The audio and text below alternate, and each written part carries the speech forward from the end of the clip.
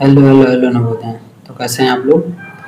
Ray optics का हमने दूसरा लेक्चर कंप्लीट कर लिया और हम तीसरा लेक्चर पढ़ेंगे। ठीक है, तो चलिए स्टार्ट करते हैं क्योंकि हमारे पास समय बहुत कम है। ठीक, तो हम देखते हैं हमने पढ़ क्या लिया था। हमने सब कंप्लीट कर लिया था और इसमें जो कुछ कन्फ्यूजन होगा आप हमको इसका स्क्रीनशॉट लग के वहाँ पर ऐसे मार्क करके आप मुझे भेज सकते हैं कि भैया ये नहीं समझ में आ रहा, हम दोबारा बता देंगे। लेकिन हमको लगता है इतना बता दिए कि कोई दिक्कत ही नहीं होगा। ठीक है, तो चलो अब आगे देखते हैं। देखो ध्यान से, ये क्वेश्चन जरा बताओ, इस क्वेश्चन का जवाब बताओ। चलो, what is shape of image form by this diagram. देखो तुम्हारे पास क्वेश्चन था और इस क्वेश्चन की मदद से बताना है। तो ये तो मैंने आंसर दे दिया, यहाँ पर ढेर सारा आंसर था। मान लो ऑप्शन ये ऐसे करके था, ऑप्शन बी ऐसे था, मतलब ये मान लो सी लिखा है, ये एफ है। ठीक है, मान लो यहाँ पर सी ऑप्शन होता, यहाँ पर ऐसे होता, मतलब सेंटर है, ये फोकस है। मान लो यहाँ पर डी ऑप्शन होता, यहाँ पर सेंटर है, यहाँ पर फोकस है। इसका इमेज ऐसे बनता सेंटर फोकस के बीच में, या इसका इमेज ऐसे करके बनता। ठीक है, ऐसे करके समझो, या इसका इमेज ऐसे करके ऐसे करके ऐसे बनता। कौन सा बनता? तो यही इमेज बनेगा, ऑप्शन ए। मैंने पहले ही दे दिया, हमें 4 ऑप्शन देना चाहिए था। ठीक है, क्यों? क्योंकि हमें पता है जो ऐसे होता है ऐसे, और ये हमारा, तो ये हमारा किसकी लाइन है, ये हमने बना दिया है ऑब्जेक्ट का, और इमेज हमेशा ऐसे बनता है। तो इसका मतलब इमेज की लाइन तो टेढ़ी जाएगी, मतलब ये यहाँ पर होगा तो समझो यहाँ पर, फिर ये यहाँ पर, तो यहाँ पर, तो इसके बीच का डिस्टेंस ये टेढ़ा होगा। समझ में? और जो फोकस जब इनफाइनाइट और सेंटर के बीच में रहता है तो फोकस और सेंटर के बीच में से टेढ़ी लाइन आती है। समझ में? तो ये समझ, ये दक्षिणा का क्वेश्चन था और इसी 2024 में पूछा था। ठीक है, चलो देखो ध्यान से, इसको बहुत ध्यान से सुनेंगे। ये पूरा रिफ्रैक्शन का कॉन्सेप्ट है, इसी पे पूरा हमारा क्वेश्चन खत्म हो जाएगा, पूरा कॉन्सेप्ट समझ में आया। जहाँ से रह जाती है वो फर्स्ट मीडियम होता है, और जिस मीडियम में रह जाती है वो हमारा सेकंड मीडियम होता है। ध्यान सुनो, मान लो रे यहाँ पर आया और फिर यहाँ पर से चला गया, तो पहले तो रे इस मीडियम में आया ना, तो ये फर्स्ट मीडियम हो जाएगा, और जिस मीडियम में रह गई वो क्या हो जाएगा, सेकंड मीडियम हो जाएगा। इधर देखो रे यहाँ से आ रही है इंसिडेंट और इस मीडियम में जा रही है, तो हमारा फर्स्ट मीडियम है, ये हमारा क्या है, सेकंड मीडियम। मान लो यहाँ से रे आती है और यहाँ जाती है, तो ये हमारा फर्स्ट हो जाता है, ये हमारा सेकंड हो जाता है। सब लोग हमेशा समझते हैं कि फर्स्ट मीडियम ये होता है। मान लो देखो रे यहाँ से आई, यहाँ चली गई, तो सबको लगता है फर्स्ट मीडियम ये होगा, सेकंड मीडियम होगा। नहीं, फर्स्ट मीडियम ये, सेकंड मीडियम ये। समझ में आया? रिफ्रैक्शन जानते हो, फिनोमिना ऑफ बेंडिंग। जब लाइट बेंड हो जाए, बस ऐसे इसको सीधे जाना चाहिए था, नहीं इधर बेंड हो गया, तो इसको क्या बोलते हैं, रिफ्रैक्शन। और रिफ्रैक्शन में भी एंगल ऑफ डेविएशन आता है। क्या आता है, देखो इसको ऐसे सीधे जाना चाहिए था, मुड़ गया इधर, तो यहाँ से इतना बेंड हुआ, तो इसको बोलते हैं डेविएशन। यहाँ पे जो थीटा बेंड होगा। ठीक है, तो मान लो ये 60 डिग्री था, आर हो गया 45 डिग्री, तो टोटल 60 होना चाहिए, तो 15 डिग्री क्या हो गया, डेविएट हो गया। अब कहा जाए रिफ्लेक्शन किसके कारण होता है। ठीक है, तो the bending of light take place when pass obliquely from one medium to another medium because speed of light change from one medium to other medium। तो लाइट की स्पीड चेंज होती है, और लाइट की स्पीड चेंज किसके कारण होती है, रिफ्रैक्टिव इंडेक्स के कारण। ये देखेंगे। अब जैसे हमने रिफ्लेक्शन में बताया था कि जब रिफ्लेक्शन होता है मतलब यहाँ से लाइट आती है, यहाँ लाइट जाती है, तो इसमें तीनों सेम रहता है। यहाँ पे देखो in these case frequency constant रहता है, तो B equal to frequency into lambda होता है। अगर फ्रीक्वेंसी कांस्टेंट है, ये कह रहा है कि तुम्हारा स्पीड बदल जाएगा, तो पक्का लेमडा को बदलना पड़ेगा। 3 लोग हैं फार्मूले में और तीनों ऐसे एक जगह लिखे, कैसे भी हो 3 लोग लिखे हैं। ठीक है, और उसमें से अगर 2 नहीं बदल रहा तो पक्का ये भी नहीं बदलेगा। अगर ये बदल गया, ये नहीं बदला फ्रीक्वेंसी, तो पक्का लेमडा बदलेगा। ठीक है, एक कॉन्सेप्ट है।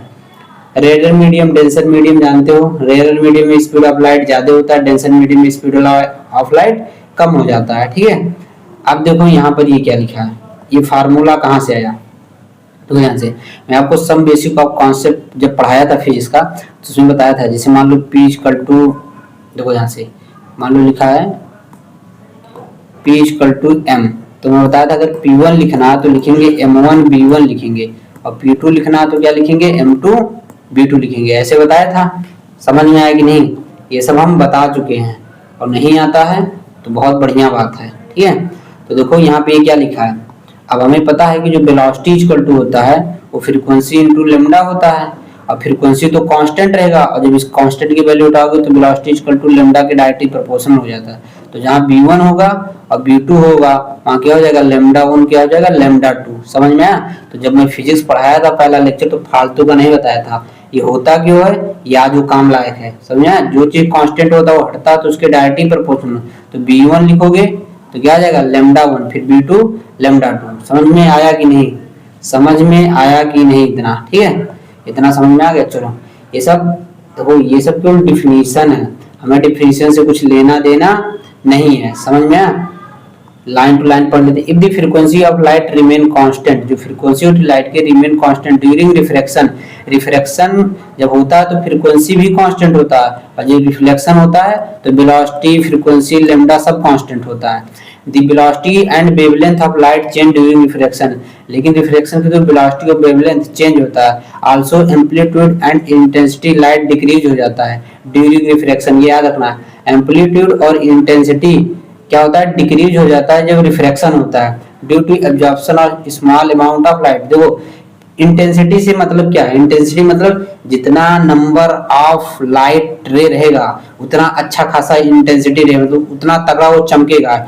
इसका मतलब मान लो करोड़ों लाइट रे आ रही थी, अच्छा खासा चमक रहा था, उसमें से ढेर सारा एब्जॉर्ब हो गया तो कुछ लाइट रे बाहर निकलेंगी तो कम चमकेगा। तो इंटेंसिटी से वही लेना देना, समझे? क्योंकि लाइट तो इंटेंसिटी उसकी क्यों डिक्रीज हुई थी, light due to absorption of small amount of light surface, कुछ एब्जॉर्ब हो जाता है यहाँ पर, जो बाहर निकलेगा तो कम ही निकलेगा, तो इंटेंसिटी क्या हो जाएगा, डिक्रीज हो जाएगा। अब देखो ये जो ये हमारा फ्रीक्वेंसी है, ये न्यू है, क्या है, न्यू फ्रीक्वेंसी। ये फ्रीक्वेंसी हमारा कांस्टेंट था, तो जब कांस्टेंट हटाते हैं तो डायरेक्टली प्रोपोर्शनल क्या हो जाएगा, लैम्डा। ठीक है, और कांस्टेंट हटता है तो कैसे डायरेक्टली प्रोपोर्शनल आता है, ये अगली बार पढ़ना जब जिसको नहीं आएगा। अब यहाँ तो पढ़ाना मुश्किल है क्योंकि मैं पढ़ा चुका हूँ। Refraction of light from rare to denser, देखो जब रेयर टू डेंसर जाएगा तो नॉर्मल की तरफ मुड़ जाता है। मतलब देखो यहाँ से अगर मान लो यहाँ पर ऐसे नॉर्मल ऐसे लाइट आया तो इधर देखो जाना चाहिए था, इधर तो मुड़ा तो नॉर्मल की तरफ थोड़ा सा मुड़ गया ना। और जब लाइट डेंसर टू रेयर जाता है, क्या जाता है, डेंसर टू रेयर। मान लो ये मीडियम डेंसर और ये रेयर, तो लाइट ऐसे जाएगी तो ऐसे जो सीधे सीधे आने बजाय वो थोड़ा सा यहाँ से दूर जाएगा। मतलब ये नॉर्मल से देखो यहाँ पर तो नॉर्मल से दूर हो गया, जहाँ ये सीधे जाना चाहिए था वहां से दूर हो गया। ठीक है, तो ये सब जानते हो। लॉ ऑफ रिफ्लेक्शन, जैसे वहां पे था पहला कि लाइन सेम प्लेन, तो ये भी सारे सेम प्लेन में लाई करते हैं जिसे बताया था। अब देखो ratio of sine of angle of incident sign angle of refraction, क्या होता है, जो यहाँ पर होता है और जो यहाँ पर एंगल होता है उसका रेशियो कांस्टेंट होता है। क्या होता है, कांस्टेंट होता है। और for a given medium, particular medium के लिए, ठीक है, the constant is denoted by ऐसे। अब इसको पढ़ते हैं कैसे, यहाँ से देखो ये जो लिखा है N2 ना, इसको ऐसे भी पढ़ते हैं, ऐसे भी लिखते हैं, ठीक है, ऐसे भी लिखते हैं और इसको ऐसे भी लिखते हैं। पढ़ते कैसे हैं बस ध्यान से देखो, जो N के पास पहले बगल में यहाँ पर लिखा रहेगा, ध्यान से देखो, तो जो N के पास पहले यहाँ पर लिखा रहेगा उसी को पढ़ेंगे, लिखेंगे रिफ्रैक्टिव इंडेक्स ऑफ टू, और जो भी उसके बाद लिखा रहेगा, जो N के पास यहाँ पर पहले बगल में लिखा रहेगा उसी को पढ़ते हैं। Refractive index of two with respect to 1, refractive index of two with respect to medium 1, refractive index of two with respect to medium 1। ठीक है, इसमें देखो refractive index of two with respect to medium 1, इसको किसी भी तरह से लिख सकते हैं। अभी फार्मूला क्या है, यहाँ से देखो, आप देखो जिसको refractive index of two with respect to medium 1, अभी इस लेक्चर से पहले हम बताए थे कि जिससे हम कंपेयर करते हैं, यहाँ पर कैसे पढ़े, refractive index of medium 2 with respect to 1 ना, तो जिससे हम कंपेयर करते हैं उसको कहाँ रखते हैं, नीचे रखते हैं। कहाँ रखते हैं, नीचे। और जिसको कंपेयर करते हैं उसको कहाँ रखते हैं, ऊपर। उसको कहाँ रखते हैं, ऊपर। तो ये हमारा मीडियम 1 का रिफ्रैक्टिव इंडेक्स है और इस मीडियम रिफ्रैक्टिव इंडेक्स 2 है। समझ में आया कि नहीं? अब ध्यान से देखो ये फार्मूला आया कैसे है, दो ध्यान से, ये है लिखा होता है जो साइन, दो ध्यान से सिंपल सा ऐसे याद करो, angle sine I equal to, जैसे साइन आई कहाँ बन रहा है, साइन आई जो है, तो जो साइन आई है ये हमारा रिफ्रैक्टिव इंडेक्स मीडियम 1 में बन रहा है। ठीक है, तो जो एंगल साइन आई है उसी का रिफ्रैक्टिव इंडेक्स लिख दो, और जो एंगल साइन आर कहाँ बन रहा है, एंगल आर कहाँ बन रहा है, रिफ्रैक्टिव इंडेक्स मीडियम 2 में बन रहा है, तो उसको वहां पे मल्टीप्लाई कर दो N2। समझ में? बस ये फार्मूला तुम याद करो, ये भूलोगे नहीं, कौन ऊपर कौन नीचे। बस अब देखो इसी को अरेंज कर दो, sine I upon sine R तुम अगर कर दोगे साइन अपान आर तो क्या हो जाएगा n2 अपान 1 हो जाएगा।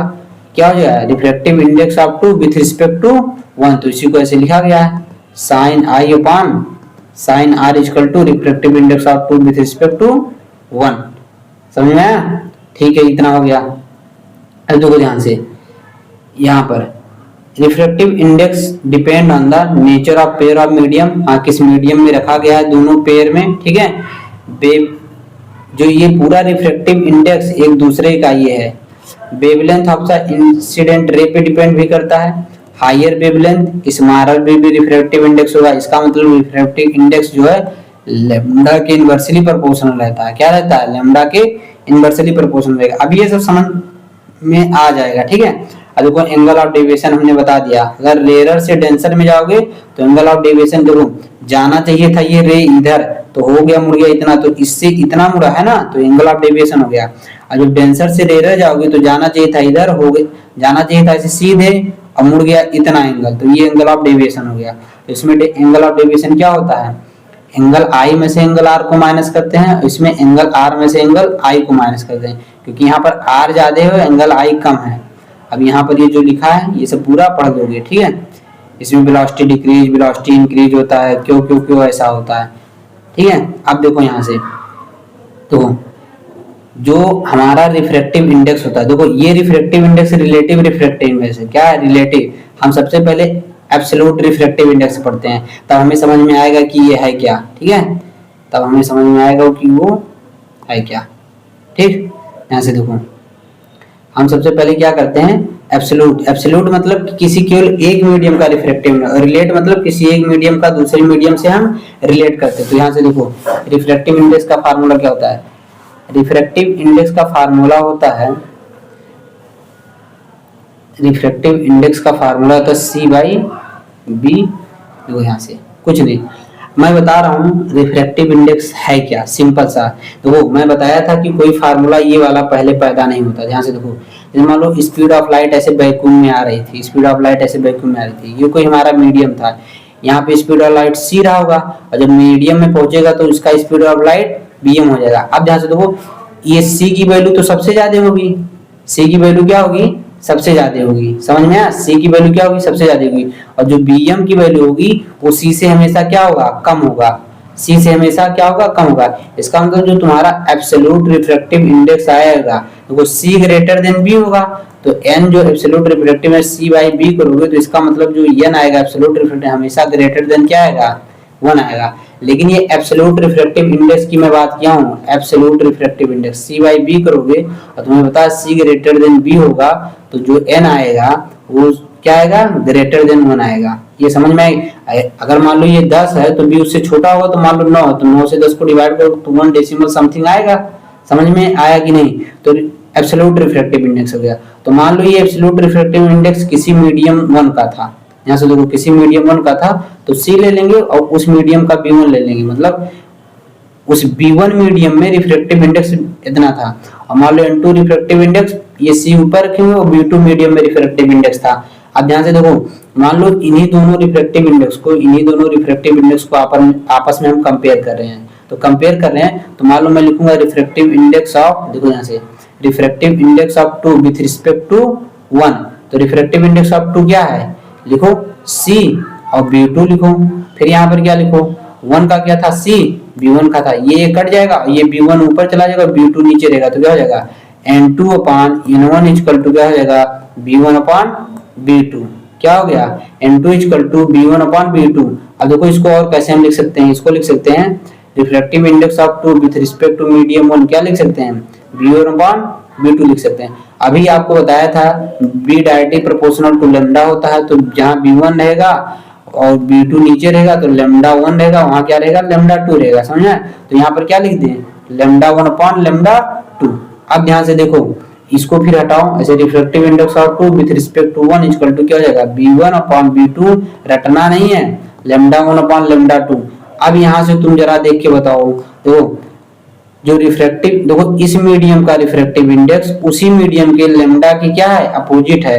तो इसका मतलब अगर उस अगर ये रिफ्रैक्टिव इंडेक्स इस मीडियम का बढ़ा, जिस मीडियम का, तो उसी मीडियम में तुम्हारा वेवलेंथ क्या हो जाएगा, डिक्रीज हो जाएगा। ये समझ में आया कि नहीं?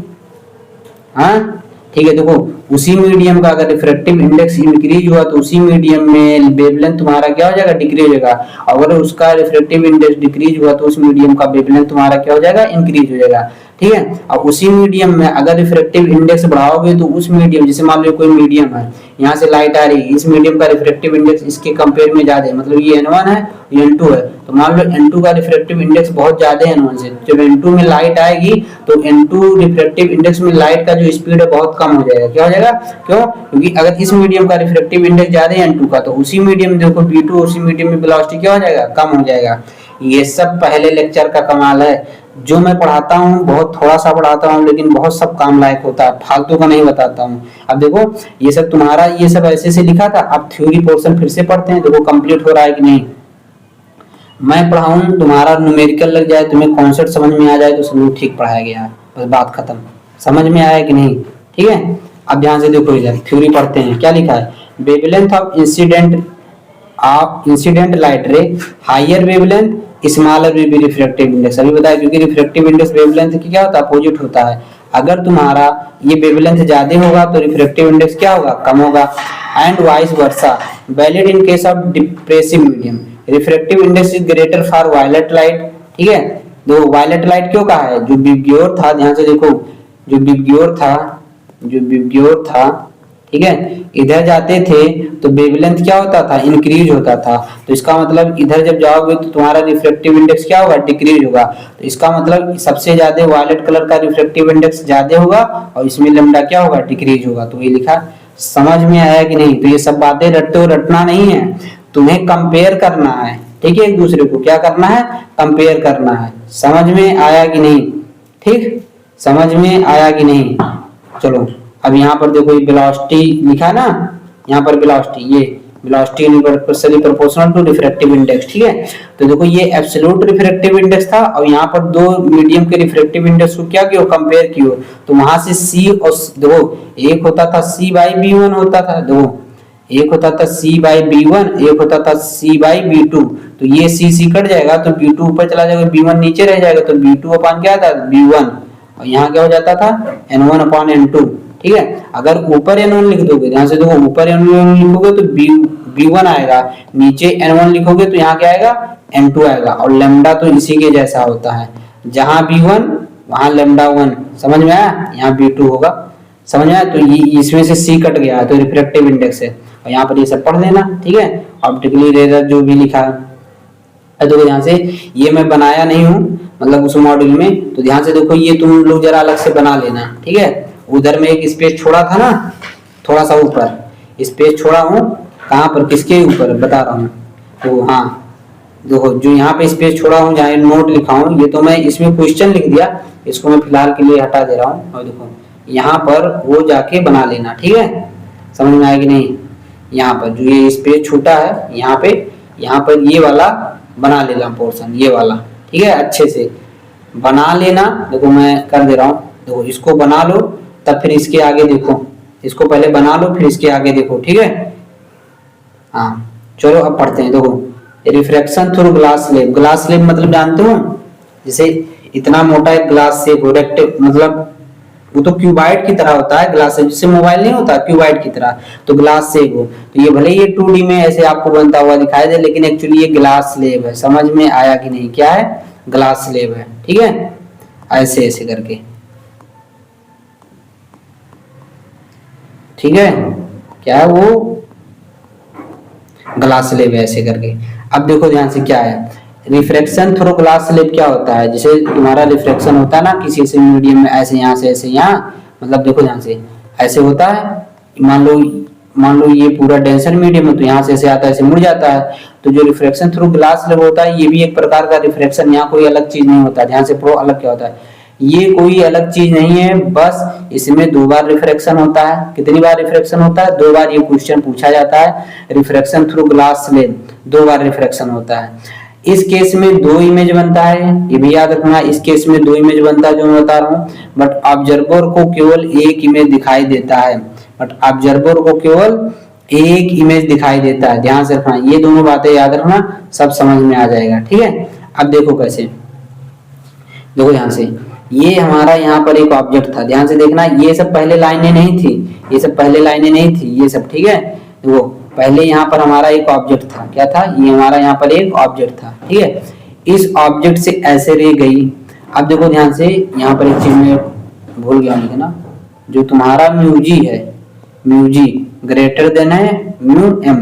देखो ये म्यू एम क्या है, जिस मीडियम में तुम इस गिलास को रखे हो, म्यू एम क्या है, जिस मीडियम में तुम इस गिलास को क्या है रखे हो, वो तुम्हारा मीडियम है, जिस मीडियम में गिलास को रखो। अब म्यू जी क्या है, इस गिलास का रिफ्रैक्टिव इंडेक्स है, समझ में आया, और गिलास का रिफ्रैक्टिव इंडेक्स ज्यादा है और मीडियम से, इसका मतलब जब इस गिलास से रे जाएगा तो इसमें इसकी स्पीड स्लो हो जाएगी। ठीक है, और नॉर्मल की तरफ क्या होगा, मुड़ जाएगा। तो ध्यान से देखो, ये रे ऐसे गई, अब मैं बताया था जब इंसिडेंट रे को लाओगे तो फिर नॉर्मल ड्रॉ करोगे, क्या ड्रॉ करोगे, नॉर्मल। तो इस रे को ऐसे जाना चाहिए था सीधे, लेकिन इस मीडियम का रिफ्रैक्टिव इंडेक्स ज्यादा है तो वो थोड़ा सा इधर मुड़ जाएगा, समझ में। देखो ऐसे जाने के बजाय सीधे जाना चाहिए था, वो ऐसे गया और फिर ऐसे मुड़ गया, समझ में आया कि नहीं। अब देखो यहाँ पर एक बार रिफ्रैक्शन हमारा हो गया, यहाँ पर रिफ्रैक्शन हो गया ना, बताया था इसमें 2 बार रिफ्रैक्शन होता है, कितनी बार। अब देखो, अब ये पूरा पोर्शन भूल जाओ, इधर का पूरा पोर्शन भूल जाओ, समझो इधर कुछ नहीं है। अब देखो यहाँ से रे यहाँ पर जा रही है, तो रे, अब ये डेंसर है ना और ये रेरर है, क्या है, डेंसर है और ये रेरर है। अब इधर से इधर जा रही है तो इस लाइट को ऐसे जाना चाहिए था, सीधे इधर जाना चाहिए था। तो पहले इंसिडेंट रे को लाएंगे और यहाँ पर नॉर्मल ड्रा करेंगे और इसको ऐसे जाना चाहिए था, तो इधर से ये दूर चला जाएगा, क्या होगा, इधर से ये दूर चला जाएगा, नॉर्मल से दूर जाएगा, क्या जाएगा, नॉर्मल से दूर।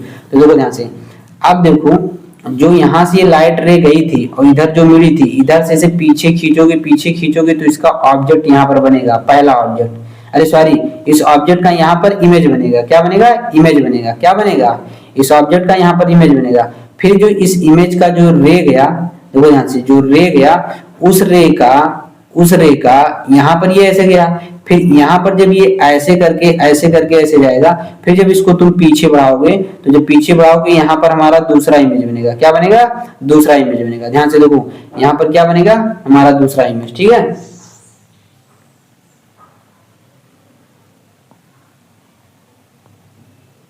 देखो यहाँ पर ये आंख है, ठीक है, यहाँ ऑब्जर्वर है, तो तुम लोगों को डर लग रहा होगा ये आंख देख के। ठीक है, हमें डायग्राम बनाना सही से नहीं आता। मान लो यहाँ पर ऑब्जर्वर है, क्या ऑब्जर्वर है, देखो, तो इस मीडियम से, देखो ध्यान से, पहले एक बार जब ये रह गई यहाँ पर मुड़ी तो एक बार यहाँ पर इमेज बना, फिर ये रे जब यहाँ पर ऐसे एक बार गई तो एक बार यहाँ पर इमेज बना।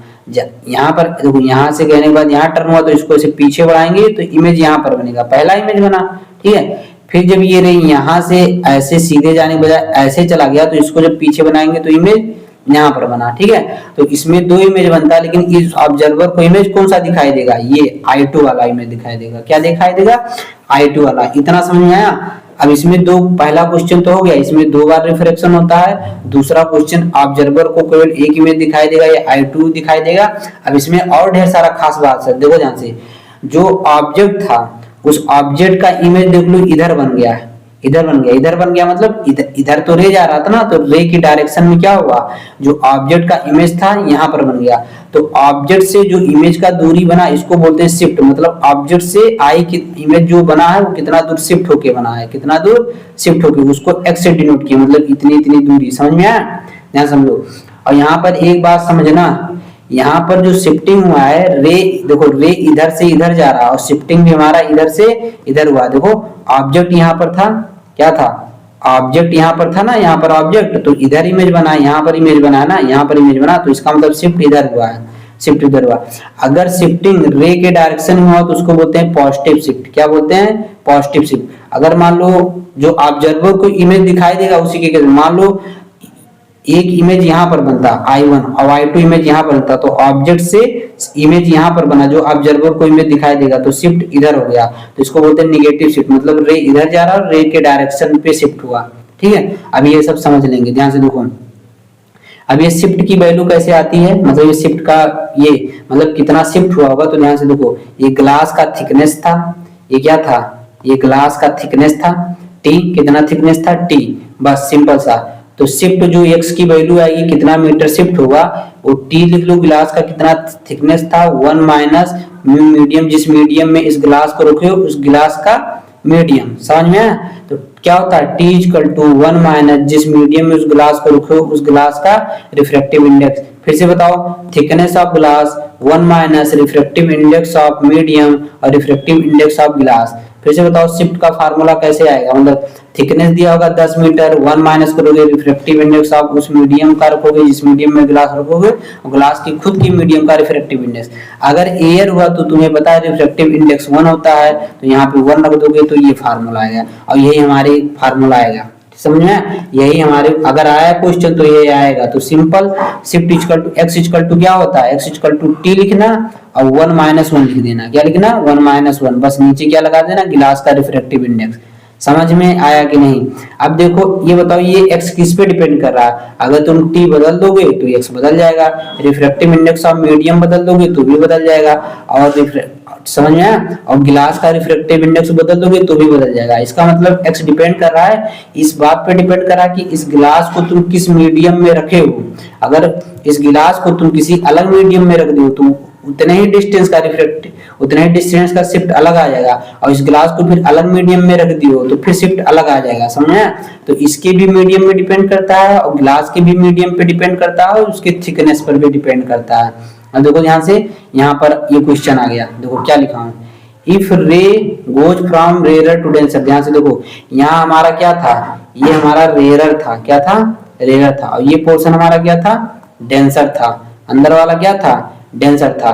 तो यहाँ पर जब रेयर से डेंसर गया था, देखो रेयर से लाइट कहाँ गया था, डेंसर में जब जा रहा था, तो ray goes from rare to denser, तो जो शिफ्ट हुआ है एक्स, जो शिफ्ट हुआ है वो पॉजिटिव हुआ है, क्या हुआ है, पॉजिटिव हुआ है। पॉजिटिव का मतलब हुआ, पॉजिटिव का मतलब हुआ मींस इंसिडेंट रे के डायरेक्शन में शिफ्ट हुआ है। देखो इंसिडेंट रे इधर से इधर लेके गए हैं ना, तो इधर ही तो शिफ्ट भी हुआ है, समझ में आया कि नहीं। अगर मान लो ये मीडियम डेंसर होता, ये मीडियम क्या होता, डेंसर होता, और ये मीडियम तुम्हारा रेयर होता, यही क्वेश्चन पूछेगा 5-6 क्वेश्चन इसमें से। इसमें 2 बार रिफ्लेक्शन होता है, 2 बार इमेज बनता है, ऑब्जर्वर को केवल एक इमेज दिखाई देता है, समझ में। शिफ्ट निकालने का आ जाएगा तीसरा क्वेश्चन, और रेयर से जब डेंसर जाता तो शिफ्ट पॉजिटिव होता। अगर मान लो डेंसर होता, अंदर वाला रेयर होता, ray goes from denser to rare, shift negative होता। इसका मतलब कि जो ये ऑब्जेक्ट है, इस ऑब्जेक्ट के इधर कहीं I2 इमेज बनता, ठीक है, I2 इमेज बनता तो इधर जाता, और ये तुम्हारा इधर जाता। समझ में आया कि नहीं, मींस इंसिडेंट के अपोजिट ये हो रहा है, समझ में आया, समझ में आया कि नहीं, ठीक है। अब देखो नॉर्मल इंसिडेंस ऑफ लाइट जब इस मीडियम में जाएगा तो इसे सीधे पार करके चला जाएगा, जैसे लॉ ऑफ रिफ्लेक्शन भी पढ़ते, लेकिन इधर पॉलिश होता था, इधर आ जाता तो लोट हो जाता था। इसमें पॉलिश नहीं है तो सीधे परपेंडिकुलर क्या होगा, निकल जाएगा, सीधे परपेंडिकुलर क्या होगा, निकल जाएगा। समझ में आया कि नहीं, सीधे परपेंडिकुलर होगा तो निकल जाएगा, ठीक है। तो इसका मतलब अगर रेयर से जब डेंसर जाएगा तो जो शिफ्ट होगा वो इधर होगा, इधर मतलब ऑब्जर्वर की तरफ शिफ्ट क्या होगा, ध्यान से देखो, अगर यहीं सुन लो, अगर रेयर टू डेंसर गया तो शिफ्ट कहाँ होगा, इधर होगा, मतलब इंसिडेंट के राइट। अगर डेंसर टू रेयर गया तो अपोजिट होगा शिफ्ट। समझ में आया कि नहीं, समझ में आया कि नहीं। आओ बच्चों, तो ये हमारा कंप्लीट हो गया। तो आओ बच्चों, तुम्हें दिखाया है झांसी की रानी, नहीं इधर दिखाएं, देखो इसको बोलते हैं ना, यहाँ से देखो, जैसे भी मैं बताया था जब वो मिरर पढ़े थे, तो ये ऊपर वाले को क्या बोलते हैं, बताया था ट्रांसवर्स, और इसको क्या बोलते हैं, हाइट को लॉन्गिट्यूडिनल लेंथ, और ये ऊपर वाला हाइट। समझ में, ये बता रहा हूँ, ऐसे जब बताया था तो ऊपर वाला हाइट था और ऐसे भी था ना लेंथ है, इसको बोलते हैं लॉन्गिट्यूडिनल या लेटरल। तो इसको बोलते हैं लॉन्गिट्यूडिनल शिफ्ट, क्या बोलते हैं, लॉन्गिट्यूडिनल शिफ्ट, क्या बोलते हैं, लॉन्गिट्यूडिनल शिफ्ट बोलते हैं, ठीक है, लॉन्गिट्यूडिनल शिफ्ट। अब देखो एक हमारा रिफ्रैक्शन थ्रू ग्लास 2 तरह का होता है, एक लॉन्गिट्यूडिनल शिफ्ट होता है, एक जिसमें लेटरल शिफ्ट होता है। तो यहाँ पर ये हमारा आ गया, कौन सा आ गया, तो इसमें लिखा लेटरल शिफ्ट। तो ग्लास स्लैब है, ध्यान से देखो, रे ऐसी आनी चाहिए, ये हमारा यहाँ पर रेयर है, यहाँ पर डेंसर है, फिर रेयर है, ठीक है। तो ऐसे आना चाहिए था, ऐसे नहीं जाके ऐसे ही हो गया। फिर ये ऐसे सीधे जाना चाहिए था, ऐसे जाके नहीं ऐसे चला गया। क्यों ऐसे चला गया, अब ध्यान से देखो, देखो ये क्या है, ये डेंसर है और ये रेयरर है। तो ऐसे समझो डेंसर क्या होता है, उसको ऐसे दबा देगा, तो रे को जब दबा देगा तो रे ऐसे जाने की बजाय ऐसे क्या होगा, इधर शिफ्ट हो जाएगा, क्योंकि नॉर्मल ड्रॉ करोगे। और जब रेयरर से डेंसर जाता है, जब रे रेयरर टू डेंसर जाता है तो क्या होता है, ये नॉर्मल है हमारा, ये क्या है नॉर्मल, तो नॉर्मल की तरफ मुड़ेगा। ठीक है, अब देखो यहाँ पे डेंसर, यहाँ पे रेयरर, अब ये रे आया, अब यहाँ पे नॉर्मल ड्रॉ करोगे। अब रेयरर से जब डेंसर जाता है तो जिधर जाने के देखो इसको इधर आना चाहिए था, तो ये नॉर्मल से दूर भागेगा।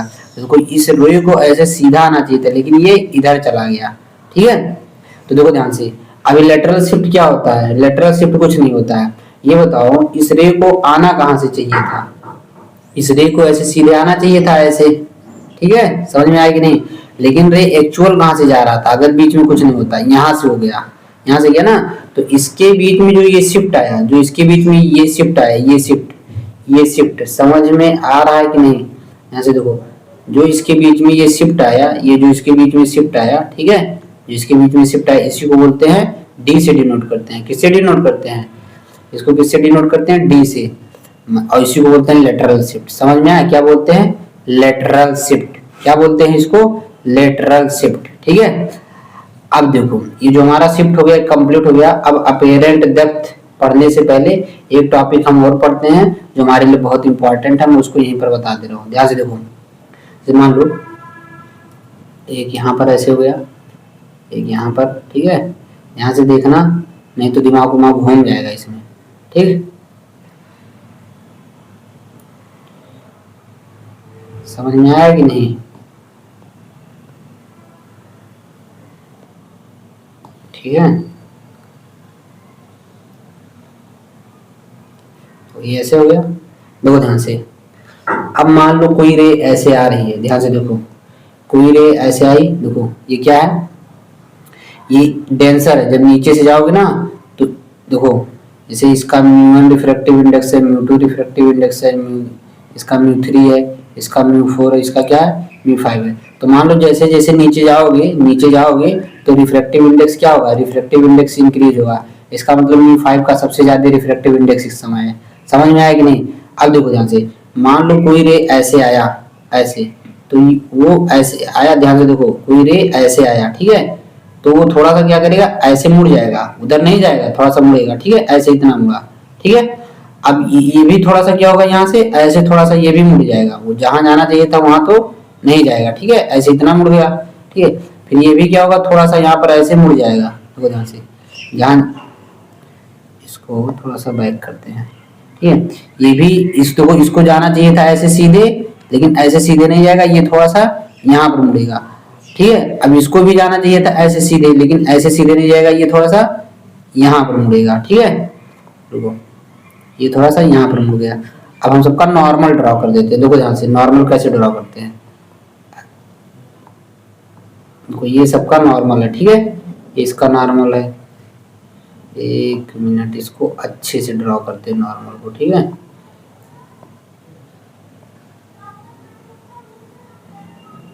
देखो ध्यान से, नॉर्मल क्या है, ये इसका नॉर्मल हो गया, इसका नॉर्मल हो गया, ठीक है, ये इसका नॉर्मल हो गया और ये इसका नॉर्मल हो गया। समझ में आया कि नहीं। अब ध्यान से देखो, अब इसमें है क्या बात, इसमें है कौन सी बात, देखो ये हमारा यहाँ पर क्या है, ये हमारा यहाँ पर एंगल आई है, ये एंगल आर हो गया। अब इसको लिखो, एंगल I1 लिखो, I2 हो गया, और ये एंगल क्या हो गया, R2 हो गया। यहाँ पे एंगल क्या हो गया, I3 हो गया, ये एंगल क्या हो गया, R3 हो गया, ठीक है। यहाँ पर एंगल ये क्या हो जाएगा, हमारा I4 हो जाएगा, और ये हमारा जो एंगल बनेगा ये क्या हो जाएगा, R4 हो जाएगा। तो ध्यान से देखो, इसमें एक खास बात क्या है, जब यहाँ पर लिखोगे, यहाँ पर जब इसका पहले लिखोगे रिफ्रैक्टिव इंडेक्स, तो क्या लिखोगे, refractive index sign I into उसका रिफ्रैक्टिव इंडेक्स अभी बताया था, फिर लिखोगे साइन आर, और उसका रिफ्रैक्टिव इंडेक्स क्या लिखोगे, म्यू 2 लिखोगे। समझ में आया, क्या लिखोगे, म्यू 2। अब ध्यान से देख लो, ये साइन आर और म्यू 2 के हिसाब से क्या लिखोगे, साइन आर और म्यू 2 के हिसाब से क्या लिखोगे, रिफ्रैक्टिव इंडेक्स, देखो साइन आर हो गया ना, साइन आर हो गया, ठीक है, ठीक ठीक ठीक ठीक है। अब देखो साइन आर और म्यू टू में यहाँ पे साइन आई टू होगा, हाँ sorry sine I two into mu two हो जाएगा, ठीक है। अब देखो sine I two mu two, और यहाँ पर क्या होगा, यहाँ पर हो जाएगा साइन आर टू इंटू क्या हो जाएगा म्यू थ्री हो जाएगा, क्या हो जाएगा म्यू थ्री हो जाएगा, ठीक है। अब हमारा म्यू थ्री हो गया, अब हमारा क्या बचा साइन आई थ्री, और साइन आई थ्री किस में है म्यू थ्री में है, और क्या हो जाएगा sine I three R three और इंटू क्या हो जाएगा म्यू फोर हो जाएगा, क्या हो जाएगा म्यू फोर, ठीक है। अब जब तुम यहाँ से एंगल निकालोगे, क्या करोगे एंगल निकालोगे, तो तुम्हें पता चलेगा यहाँ से कि जो लास्ट वाला ये एंगल होता है, लास्ट वाला जो एंगल होता है, यहाँ से देखो क्या बताओ तो सबसे पहले एक बात यहाँ पर देखो, देखो ध्यान से सब लोग, जो ये लाइन है हमारा, ये लाइन क्या है, जब नॉर्मल होगा तो 90 डिग्री पे, भी 90 डिग्री तो पैरेलल होगा, तो पैरेलल होगा तो जो ये एंगल बनेगा यहाँ पे आर और यहाँ पर आई टू, ये दोनों एंगल आपस में क्या होंगे इक्वल होंगे, समझ में। ऐसे जो यहाँ पर आर टू बनेगा वो इस आई थ्री के बराबर होगा, जो आर थ्री बनेगा आई आर फोर के बराबर होगा, ठीक है। समझ में आया कि नहीं, समझ में आया कि नहीं। तो इसको आई वन ले लेते हैं, इसको क्या ले लेते हैं आई वन, इसको आर वन, ये आई टू आर टू, समझ में आया आई वन आर वन। अब देखो ध्यान से, यहीं पर मैं लिख रहा हूँ ये सारा क्वेश्चन, ध्यान से देखना तब समझ में आएगा, ठीक है। देखो ध्यान से, तो हमारा क्या हो जाएगा साइन आई वन इंटू उसका जो रिफ्रैक्टिव इंडेक्स म्यू है बराबर होगा साइन आर टू और उसका जो रिफ्रैक्टिव इंडेक्स है म्यू टू, ठीक है। अब ध्यान से देखो, जो ये sign I two into mu to है इक्वल टू बराबर होगा किसके साइन आर टू, नहीं ये आर वन होगा ना, यहाँ से देखो इसका आर वन होगा, क्या होगा आर वन। और जो अब देखो इसमें लगाओ, इसमें लगाओ तो साइन आई टू हो गया, क्या हो गया साइन आई टू हो गया, साइन आई टू और नीचे क्या है आर टू, तो साइन साइन साइन ठीक है आर टू इंटू क्या हो जाएगा म्यू थ्री हो जाएगा। आप ध्यान से देखो, जो ये आर वन है, ये जो तुम्हारा आर वन एंगल है, क्या है ये जो तुम्हारा आर वन एंगल है, ये आर वन एंगल किसके बराबर है आई टू के, किसके बराबर है आई टू, इसका मतलब जो ये आर वन है यहाँ पर आई टू रख सकता हूँ, यहाँ पर आई टू की जगह पे आर वन रख सकता हूँ, तो यहाँ से देखो क्या हो जाएगा, यहाँ से देखो यहाँ से हमें क्या पता चलता है, अगर यहाँ पर रख देंगे तो इसका मतलब यहाँ पर आई वन रख देंगे तो आई टू रख देंगे, सॉरी क्या रख देंगे आई टू, हमारा आर वन है, यहाँ से देखो ये हमारा क्या था, ये हमारा आर वन था, क्या था आर वन, और आर वन किसके बराबर है आई टू के बराबर है एंगल, तो इसका मतलब हमारा साइन, ध्यान से साइन वन म्यू वन था, तो आर वन की जगह पर आई टू रख दो तो sine I two equal to क्या हो जाएगा म्यू टू हो जाएगा, तो इसका मतलब ध्यान से देखो म्यू थ्री हो जाएगा, सॉरी क्या हो जाएगा म्यू थ्री, क्या हो जाएगा म्यू थ्री, क्योंकि जब ये म्यू टू हो जाएगा, यहाँ पे म्यू टू हो जाएगा, और sine I two mu two किसके बराबर है इसके बराबर है, तो साइन आर टू इंटू क्या हो जाएगा म्यू थ्री हो जाएगा। इसका मतलब ध्यान से देखो, इसका मतलब इसका साइन आई लिख लो यहाँ पर, sine I one into mu one, इसका रिफ्रैक्टिव इंडेक्स इसके रिफ्रैक्टिव इंडेक्स मतलब इसका साइन और इसका म्यू वन का मल्टीप्लाई इसके एंगल के इसके मल्टीप्लाई के बराबर है, और इसके एंगल के उसी के मल्टीप्लाई बराबर है। इसका मतलब ऐसे लास्ट में भी हो जाएगा, लास्ट में क्या हो जाएगा, अगर तुम वहां से साइन आई वन लिखते हो और म्यू वन लिखते हो तो लास्ट में ये क्या है ये साइन आई फोर है, बराबर होगा किसके साइन आई फोर इंटू म्यू फोर के, समझ में आया, म्यू फोर नहीं म्यू फोर, ऐसे किसके बराबर हो जाएगा, यहां से देखो समझ में आ गया कि नहीं, ये क्वेश्चन अभी आएगा तो बताऊंगा ध्यान से, ठीक है। एक बार इसको फिर से मैं लिख के बता दे रहा हूँ, ध्यान से देखो, तो हम यहाँ पर इसको थोड़ा साफ फिर से दोबारा लिखिए, यहाँ से देखो सबसे पहले ये हमारा पैरेलल लाइन होगा क्योंकि 90 डिग्री भी बताया, तो ये R1 I2 के बराबर हो जाएगा, सेम इसमें ये इस एंगल किसके बराबर हो गया, ये एंगल इस एंगल के बराबर हो जाएगा, समझ में। तो देखो यहाँ पर मैं लिख दिया हूँ, ध्यान समझना तभी ये समझ में आएगा क्या लिखा है। तो देखो जब इसने लॉ इन दोनों में लगाएंगे तो इसका एंगल साइन आई इंटू इसका refractive index mu one equal to क्या हो जाएगा sine R1 into refractive index mu two, तो यहाँ पे ऐसे लिख दिया हूँ। सेम इन दोनों का इसने लॉ लगाएंगे, फिर इसमें भी इसने लॉ लगाएंगे, फिर इसमें भी इसने लॉ लगाएंगे, ठीक है। अब देखो जहां ये R1 है, R1 उसकी जगह पे मैं I2 रख सकता हूँ। I2 रख दोगे तो यहाँ पर जब I2 रख दोगे, I2 तो यहाँ पर हो जाएगा साइन I2 म्यू 2।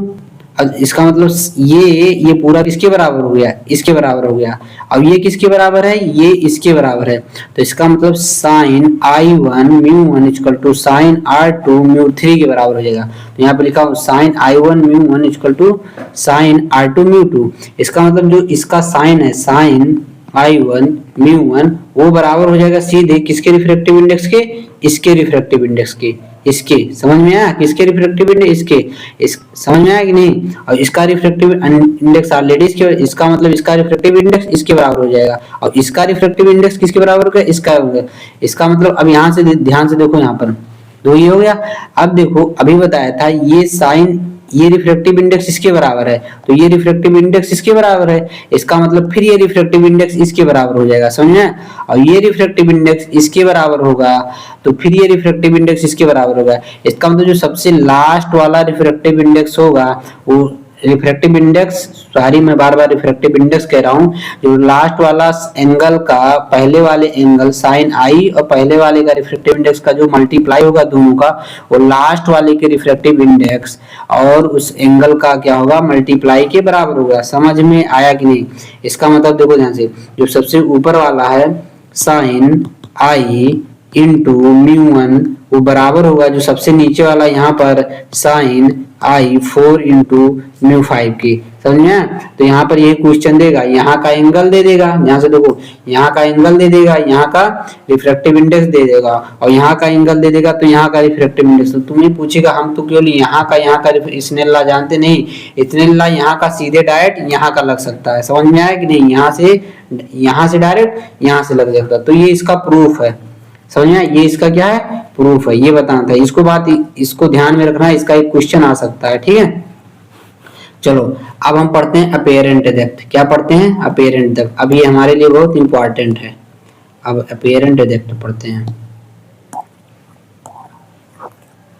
ठीक है। देखो अब ये सब अपेरेंट डेप्थ जानते ही होंगे क्या कैसे होता है, बस हम उसको थोड़ा सा एक्सप्लेन करते हैं। और कौन सा फार्मूला, ये फालतू का फार्मूला है, ये है काम लायक फार्मूला लेकिन उतना काम लायक नहीं जितना हम यूज करेंगे।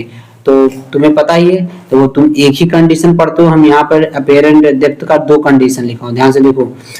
अब एक एक सुनना, देखो यहाँ से देखो ये हमारा डेंसर मीडियम, यहाँ पर लिखा डेंसर मीडियम और बाहर एयर है तो रेरर मीडियम हो गया। और ये भी बाहर है रेरर मीडियम, यहाँ पे क्या हो गया, डेंसर मीडियम। लेकिन ध्यान से देखो इन दोनों में फर्क क्या है। यहाँ पर इस समय रे डेंसर मीडियम से रेरर मीडियम में जा रहा है, मतलब रे यहाँ से यहाँ जा रहा है। और इसमें देखो रे रेरर मीडियम से डेंसर मीडियम में आ रहा है, समझ में आया कि नहीं आया, ठीक है। अब ध्यान से देखो, अब देखो ध्यान से देखो, रे यहाँ पर देखो, ऑब्जर्वर यहाँ पर है, कौन है, ऑब्जर्वर यहाँ पर है, यहाँ पर भी ऑब्जर्वर है। अब जब रे ऐसे आएगा, देखो ऐसे गया तो यहाँ पर नॉर्मल ड्रॉ करोगे। अब इसको ऐसे सीधा जाना चाहिए था, अब रे डेंसर से रेरर जा रहा है तो ये इधर भागेगा, नॉर्मल से क्या भागेगा, दूर भागेगा। समझ में आ रहा है कि नहीं आ रहा है। देखो यहाँ से ये रे ऐसे इसको सीधा जाना चाहिए था और यहाँ पे नॉर्मल ड्रॉ करोगे 90 डिग्री तो ये रे देखो इधर भाग गया, नॉर्मल से क्या भाग गया, दूर, क्योंकि कहाँ जा रहा है, डेंसर से रेरर में जा रहा है। और जब डेंसर से रेरर जाता है तो नॉर्मल से क्या जाता है, दूर जाता है। समझ में आया कि नहीं, दूर जाता है। अब ध्यान से देखो वो कॉन्सेप्ट आ गया, रे हमेशा स्ट्रेट लाइन में ट्रेवल करती है। रे हमेशा कहाँ ट्रेवल करती है, स्ट्रेट लाइन में। जब इस ऑब्जर्वर को ये रे उसकी आंखों पर जाएगा तो उसको नहीं पता कि ये यहाँ से ऐसे आ रहा था, उसको क्या पता कि ये रे जो ऐसे आ रही है उसको ऐसे वो पीछे बढ़ाएगा तो ये रे उसको यहाँ पर दिखेगा कि वो रे यहाँ पर आ रहा है। अब देखो इसी ऑब्जेक्ट से मान लो एक दूसरा रे ऐसे निकला तो फिर ऐसे नॉर्मल ड्रॉ करोगे तो थोड़ा सा नॉर्मल से दूर भागेगा।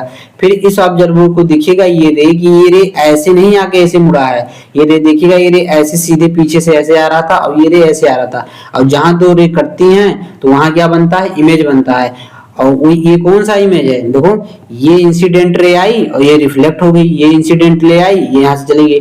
और जहां रिफ्लेक्टेड या रिफ्रैक्टेड रे कटती है वहां पर क्या बनता है, इमेज बनता है। तो ये इमेज बन गया। अब देखो ऑब्जेक्ट था यहाँ पर, इमेज बना यहाँ, तो यहाँ पर क्या हो गया, शिफ्ट हो गया। यहाँ पर ये ऊपर क्या हो गया, शिफ्ट हो गया। समझ में आया कि नहीं। अब देख लो एक ये ऑब्जेक्ट से ऐसे गया, इधर गया, तो ये पीछे जब बढ़ाओगे तो यहाँ पर कटेगा, और फिर ये रे ऐसे गया और ऐसे चला गया, जब इसको पीछे बढ़ाओगे तो ये दोनों आपस में यहाँ पर कटेगा। समझ में आएंगे नहीं? अब इस केस में देखो, इसमें क्या हुआ था कि इसमें देखो ये डिस्टेंस, देखो जो ऑब्जेक्ट का डिस्टेंस होता है वहां से किससे डिनोट करते हैं, यू से, और ये किसका डिनोट है, बी से। तो इसमें देखो यू ग्रेटर देन बी आएगा, सरफेस से जो डिस्टेंस आएगा इमेज का वो कम होगा, ऑब्जेक्ट का डिस्टेंस ज्यादा होगा। इसमें देखो, अब इसमें डेंसर से रेयर आ रहा है, तो जब ऐसे देखो ये ऐसे जा रहा है, रेयर से डेंसर जा रहा है, तो ये रे जो है, जैसे मान लो यहाँ पर देखो ये क्या है, कोई आदमी एक यहाँ पर मछली को देख रहा था। अब क्या आदमी केवल मछली को देख सकता, मान लो ये मछली इस चिड़िया को देख रही, तो मछली के आंखों में रे आना चाहिए, मछली की आंखों में क्या होना चाहिए, रे आना चाहिए। तो मछली की आंखों में जो रे आएगा वो कहाँ से आएगा, इस चिड़िया से रे ऐसे चला तो उसको से सीधे जाना चाहिए, लेकिन जब डेंसर मीडियम में जाएगा तो ये देखो ये नॉर्मल है, तो सीधे से जाने के बजाय नॉर्मल की तरफ मुड़ गया, मतलब इधर थोड़ा सा बेंड हो गया, तो ऐसे आया। तो तब अब ये चिड़िया, ये मछली को क्या लगेगा, मछली को बस एक ही बात याद है, रे ट्रेवल इन स्ट्रेट लाइन, रे ट्रेवल इन स्ट्रेट लाइन। तो ये स्ट्रेट लाइन को ऐसे पीछे पीछे लेके जाएगा, पीछे पीछे। अब समझो एक रे इस चिड़िया से सीधे आएगी तो सीधे ऐसे चली जाएगी, तो देखो ये रे यहाँ पर पीछे मिला था और ये रे यहाँ पर पीछे, तो यहाँ पर क्या हुआ, यहाँ पर इस केस में क्या है, देखो ऑब्जेक्ट का जो दूरी है यू सरफेस से इतना है, लेकिन जो इमेज बना वो ज्यादा बन गया। बस सिंपल सा, तुम बस रे को ऐसे लेके आओ, बस पीछे मुड़ा दो, फिर पीछे मुड़ा दो, जहां मिलेगा वो इमेज बन जाएगा। यहाँ पर यहाँ मिला था तो यहाँ पर इमेज बन जाएगा। समझ में आया कि नहीं आया? ठीक है, अब ये देखना, यहाँ पर अपीयरेंट डेप्थ जो है एन ऑब्जेक्ट का is more than the actual depth. यहाँ पर जो इस मछली को ना, जो चिड़िया यहाँ पर थी ना, एक्चुअल जो इस सरफेस से इतना ऊपर था, इतना ऊपर, वो इतना ऊपर देखा, जहां ऑब्जेक्ट था उससे ज्यादा मोर दिखाई देगा।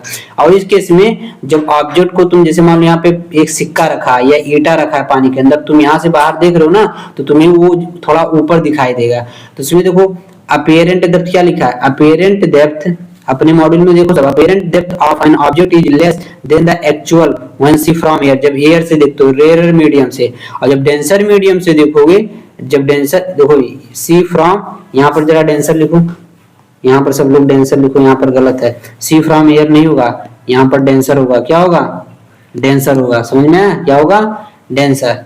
अब देखो इसको, ray goes from denser to rare medium, जब रे डेंसर से रेयर मीडियम में आए, देखो यहाँ पे डेंसर से रेयर जाता था, तो ये तुम्हारा बी क्या बनता था, इसमें जो बी आता था, बी इसमें बी क्या बनता था, बी तुम्हारा छोटा रहता था किससे, यू से। जब इसका मतलब ये छोटा है ये बड़ा, इसका मतलब मान लो ऊपर 5 और नीचे 10 है, तो डिवाइड करोगे तो लेस देन 1 ही आएगा ना।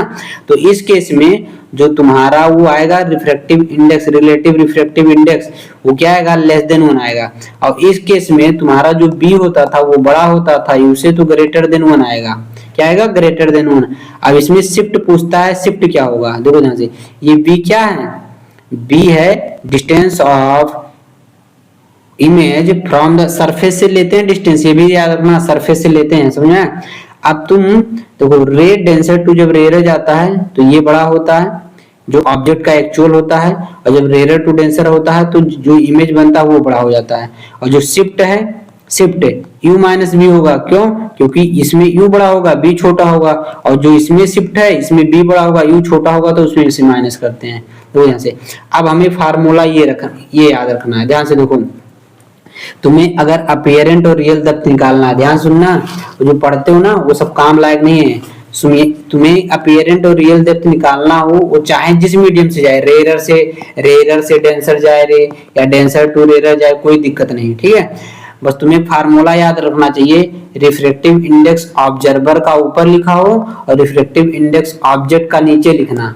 ऑब्जर्वर क्या का मतलब, देखो यहाँ से, जैसे देखो ये मछली यहाँ से देख रहा था ना, तो ये मछली इस समय ऑब्जर्वर हो गया, तो उसका रिफ्रैक्टिव इंडेक्स, और ऑब्जेक्ट कहाँ था, इस मीडियम में था, एयर, तो एयर का रिफ्रैक्टिव इंडेक्स। समझ में आया? तो ऑब्जर्वर का रिफ्रैक्टिव इंडेक्स, और नीचे क्या लिखोगे, ऑब्जेक्ट का रिफ्रैक्टिव इंडेक्स, और हमेशा लिखोगे अपीयरेंट डेप्थ अपॉन रियल डेप्थ। ठीक है, अपीयरेंट डेप्थ को बी से डिनोट करते हैं, जैसे उसमें पढ़े थे मैग्निफिकेशन बी बाई यू पढ़े थे, क्या पढ़े थे, बी बाई क्या पढ़े थे, यू पढ़े थे। तो ये बी बाई यू याद रखो, बस यहाँ पर लिखो ऑब्जर्वर, अरे हाँ ऑब्जेक्ट, और ऊपर लिखो ऑब्जर्वर, और किसका ऑब्जर्व, रिफ्रैक्टिव इंडेक्स ऑब्जर्वर का होना चाहिए और ये रिफ्रैक्टिव इंडेक्स ऑब्जेक्ट का होना चाहिए, बराबर बी बाई क्यू। समझ में आया कि नहीं, ये याद रखना, इस पे हम क्वेश्चन करेंगे। फिर से देखो, किसी मीडियम से कहीं भी जाए, बस रिफ्रैक्टिव इंडेक्स ऑब्जर्वर का लिखो, फिर रिफ्रैक्टिव इंडेक्स ऑब्जेक्ट का लिखो, बराबर कर दो। ये अपीयरेंट डेप्थ को बी से डिनोट करते हैं, और जो रियल डेप्थ होता है मतलब जो उसका एक्चुअल होता है उसको क्यू से डिनोट करते हैं। बस यहाँ से समझ में आया कि नहीं, इस पे हम क्वेश्चन करेंगे, ठीक है। अब देखो यहाँ पर टोटल इंटरनल रिफ्लेक्शन आ गया, बस ये टोटल इंटरनल रिफ्लेक्शन, चलो यहाँ से अब दूसरे लेक्चर में पढ़ेंगे। अब इस पर हम क्वेश्चन बना लें, तो इस पर क्वेश्चन जब कंप्लीट कर लेंगे तब हम आगे बढ़ेंगे, ठीक है। चलो।